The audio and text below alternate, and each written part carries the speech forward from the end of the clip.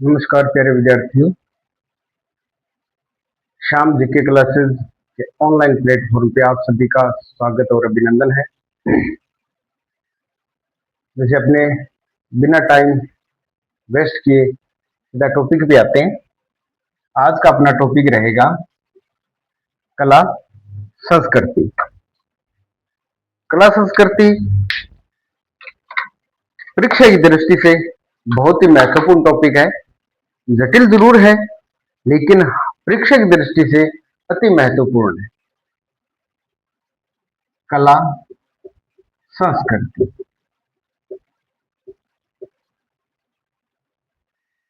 अब कला संस्कृति के अंदर आज अपना टॉपिक रहेगा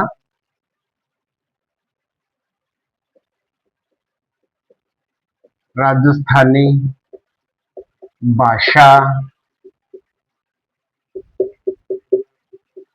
बोलियां और साहित्य। टॉपिक अपना रहेगा कला संस्कृति और विषय कला संस्कृति। टॉपिक रहेगा राजस्थानी भाषा, बोलियां और साहित्य। टॉपिक काफी लंबा चौड़ा है लेकिन धीरे धीरे करके अपने इस टॉपिक को कंप्लीट करेंगे विद थ्योरी, धीरे धीरे समझते हुए। अब सबसे पहले अपने बात करें राजस्थानी भाषा की उत्पत्ति की। राजस्थानी भाषा की उत्पत्ति किससे मानते हैं? आर्य भाषा या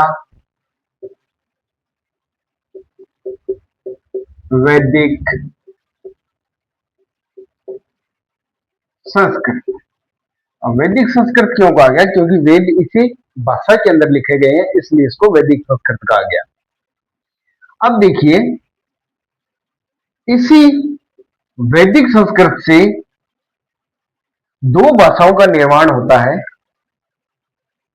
एक तो भाषा आती है पाली, जो केवल बोलने की भाषा है।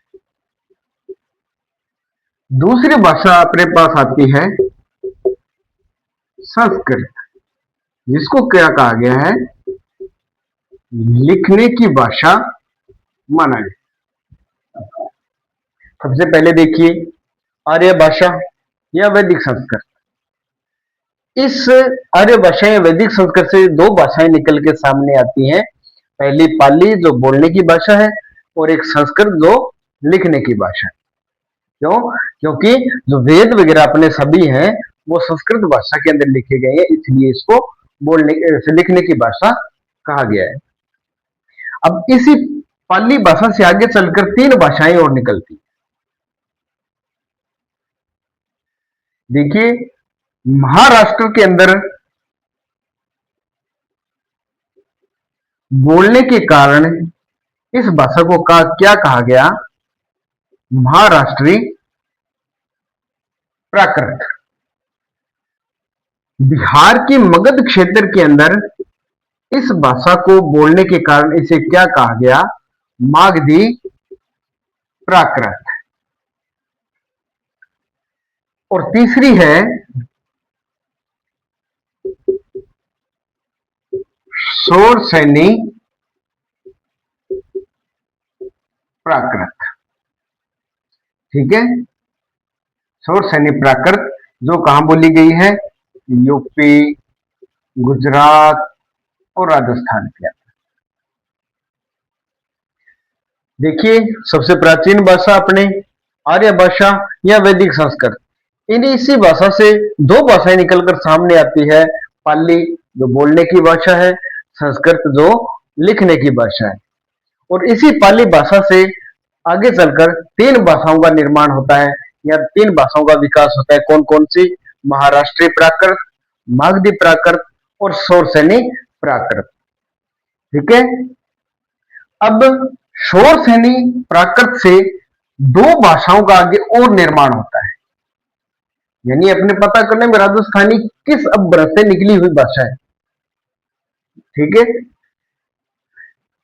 इसकी आती है एक तो शोर सैनी, अपभ्रंश, और दूसरा ही है गुर्जरी अपभ्रंश।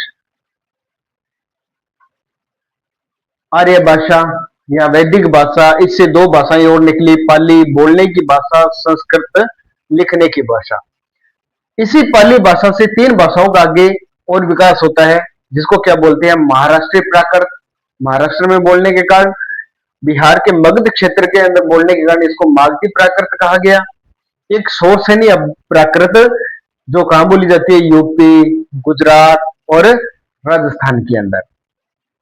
अब देखिए, शोरसेनी कहां बोली गई, यूपी के अंदर, और यूपी के अंदर बोलने के कारण यहां कौन सी भाषा का विकास हुआ, हिंदी भाषा का विकास हुआ।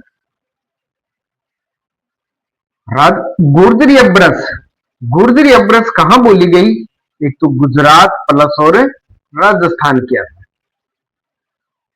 और गुजरात और राजस्थान के अंदर बोलने के कारण इस गुर्जरी अपभ्रंश से किसका निर्माण हुआ, राजस्थानी भाषा का निर्माण हुआ। अब सिंपल सा क्वेश्चन आता है कि राजस्थानी भाषा किस अपभ्रंश से निकली है, गुर्जरी अपभ्रंश से। ठीक है, अपने मेन इसे याद रखना है, राजस्थानी। ठीक है दोस्तों, आज के लिए इतना ही, थोड़ा परिचय दिया गया। कल से आप अपने इसको विद थ्योरी आगे चलेंगे लेके।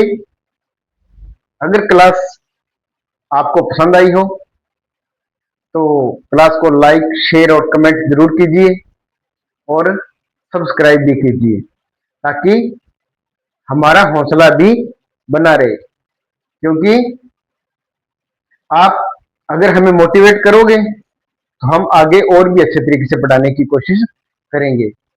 आज के लिए बस इतना ही। धन्यवाद। जय हिंद।